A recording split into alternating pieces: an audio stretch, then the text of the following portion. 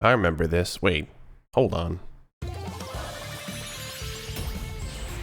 Alright, so I played this a while back. It's basically a huge Donkey Kong Country clone, kind of, sort of, not really. It's got its own spin on things, and I really, really enjoyed it.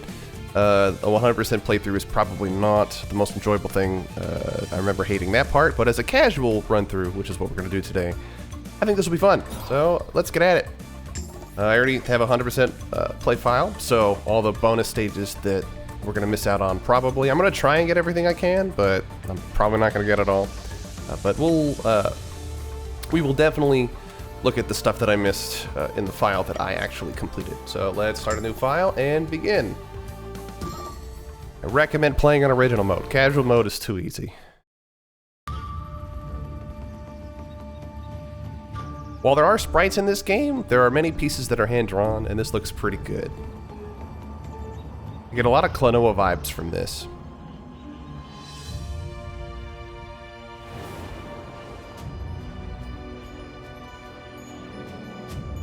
Remember, when you're traveling around in these sky islands, you definitely want to touch the glowing artifact that's glowing this eerie-looking red color.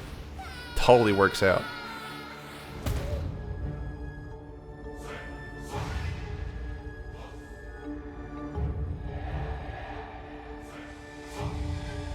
Don't you hate it when people steal your eyeball vision trails?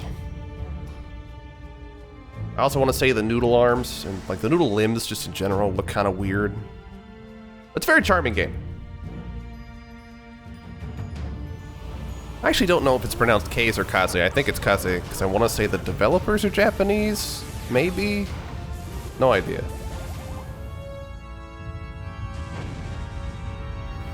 Oh no! How did you even get there in the first place? A giant island. In the sky.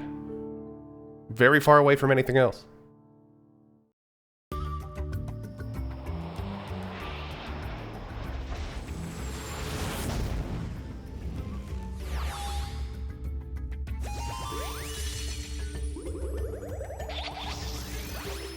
Yeah, okay, alright.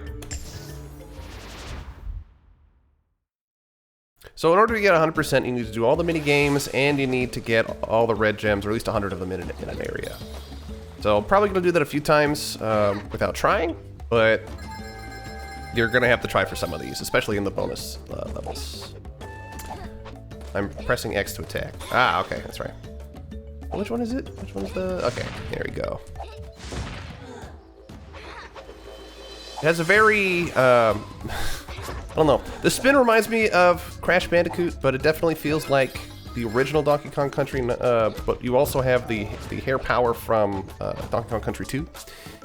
So there's that. And then, of course, you have the Kong coins. I mean, the Kaze coins. And do you have a double jump? No. So just be wary of that. You're going to have to get all of the stuff like that to get the gems in most levels. There are more than 100, but you can't afford to miss more than a few of them. So let's go over there. That's a mini game. The challenge levels are pretty fun. You just jump into it, and there you go.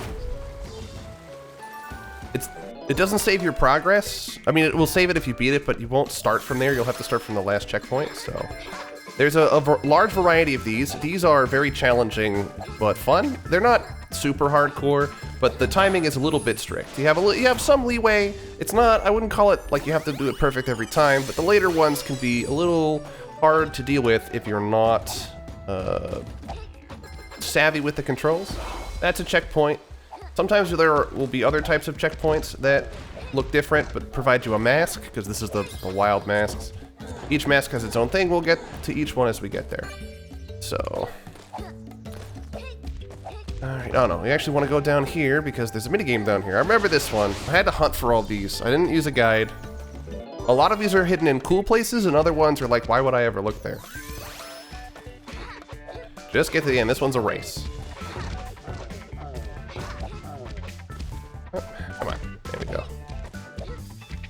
Do I have to kill them all?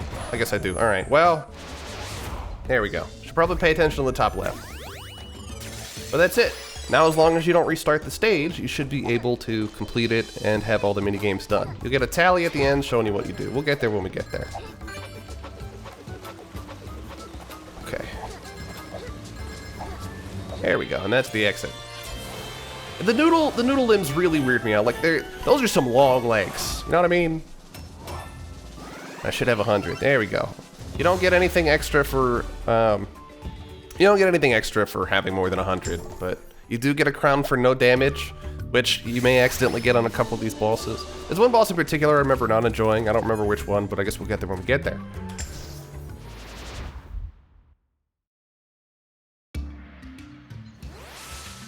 All right, always go left. Always check if there's someone on the left. They like to hide stuff there. And in the ceiling, but that's a little more obvious. Oh, you only get one extra hit. Sort of the same thing in Donkey Kong, except both Diddy and Dixie have their powers combined. So you don't need to worry about losing one or the other, but you do need to worry about getting hit. If you don't get hit and you have the little red guy, he counts, I think, as 10 extra gems, so you can afford to miss more if you're careful. But getting those is rarer. Oh no, it's not at the end. If you get a heart thing, which is supposed to give you another one, it'll give you gems. So, oh, nope, hold on, I know this one. It's in here. You can see in the glow. See, like, it's hidden by the foreground object, but if you just pay attention a little bit, you'll notice. And then these are bounce pads, so... Ah, no! It's okay, you can retry. Okay, alright. How embarrassing.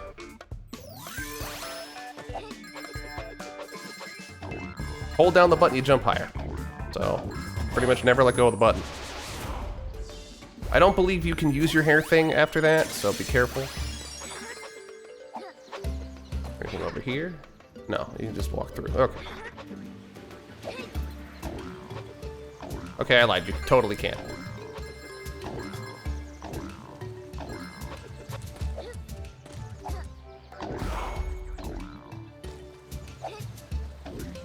Okay, just be careful. Don't want to get hit. Okay, it's 5, not 10. All right. My advice: just hold the A button, the cross button, the B button, depending on what controller you're using, to keep bouncing high. All you gotta do.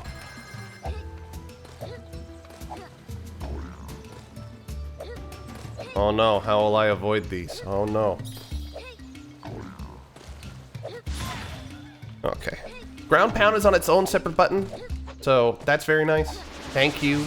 Stop putting things on button combinations when you have extra buttons. Perfect. I can't tell you how happy that makes me.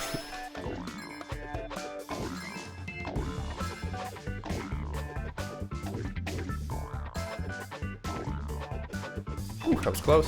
The hitboxes are pretty fair in this game, I would say. Of the frustrations I have with getting 100%, the hitboxes and hit detection is not one I have. Some of the ramps can be a little finicky, but it doesn't bother me too much. Overall, I would say this game is pretty well polished.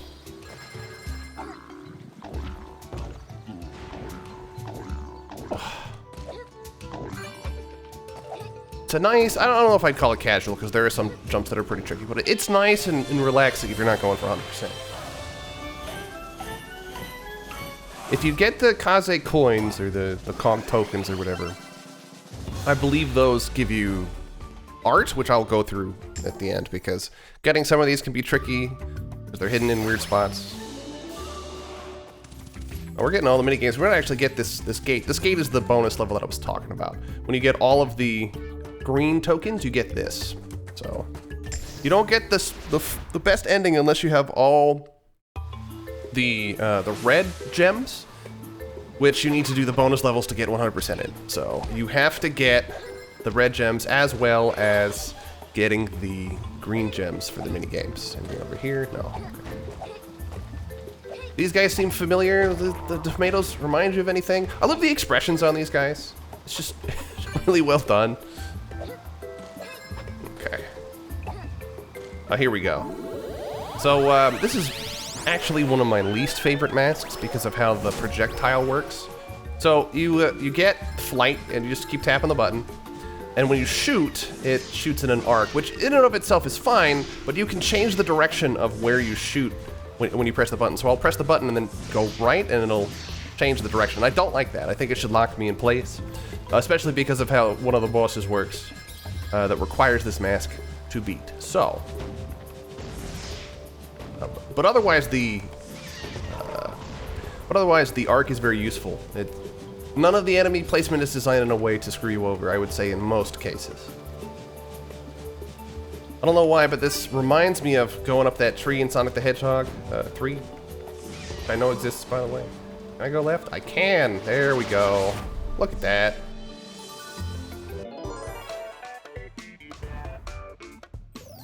Sometimes they'll involve the masks you're wearing, sometimes they won't. But if you want to have perfect accuracy, just tap the button.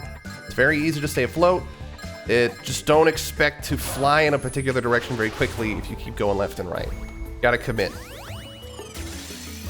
I wouldn't say it's like going underwater, but it certainly can feel that way. There are underwater segments, so it definitely doesn't feel like going underwater in this game. Have a little more control over that. Also, the water segments are pretty fast based on how they're designed, so we'll get there when we get there.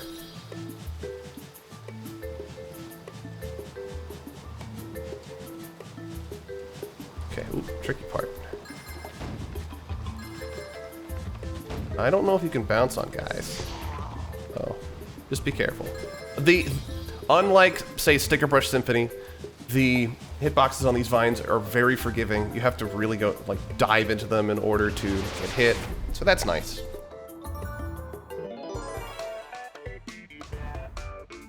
Beat 9 enemies, probably with the mask, yeah.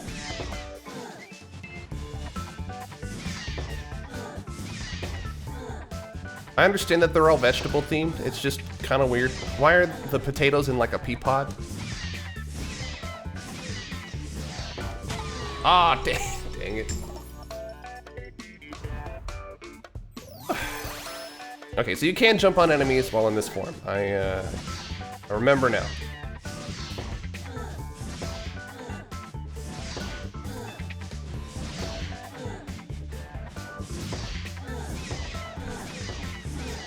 Alright, see, that was easy. Nice and easy.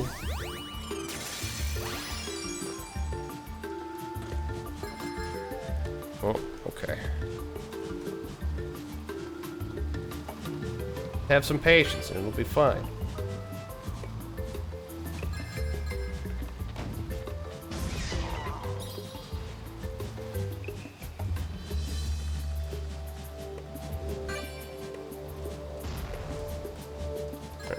Alright.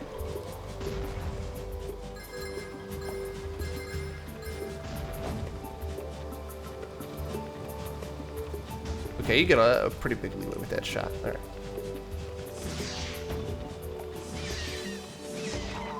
Okay. I like that they turn into little vegetables after you kill them too. Nice touch. No violence. Killing vegetables. So in some cases, I would say children would really enjoy that. Let's make sure there's nothing above. Okay. Perfect. No, I don't want to get hit. There we go.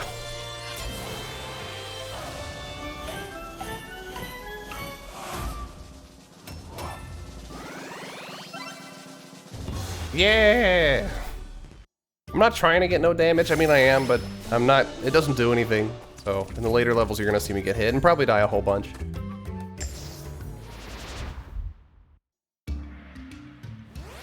Okay, once again, pay attention to the left. There's an obstruction here, but I don't think there's anything there.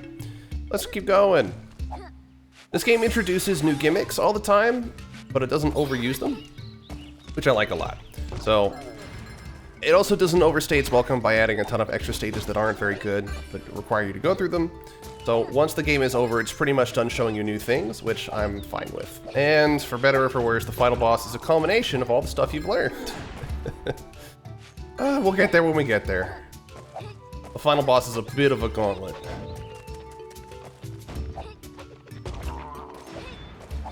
There we go. See, casual exploring will find you all the bonus stages you want.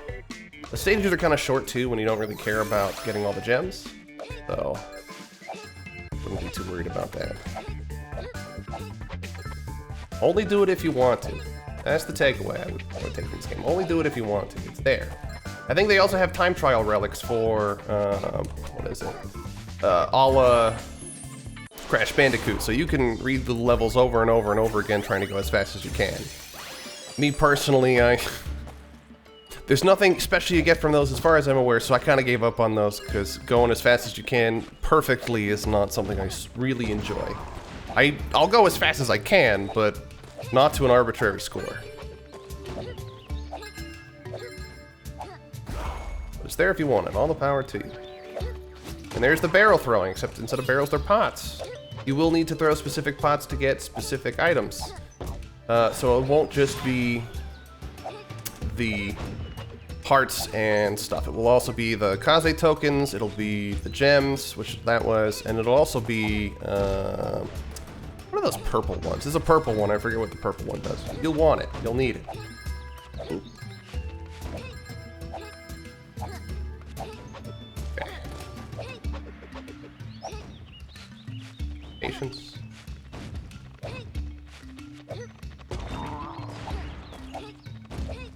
Okay. Just press X to jump, and then press down and X to fall down. Oh no! Alright, well, now I'm gonna get the perfect on this one. But I got all the gems, so we don't need to get any more if we don't want to. It's okay, because the level's over. I don't think I got both of the mini-games on this one. No, I did not. That's fine.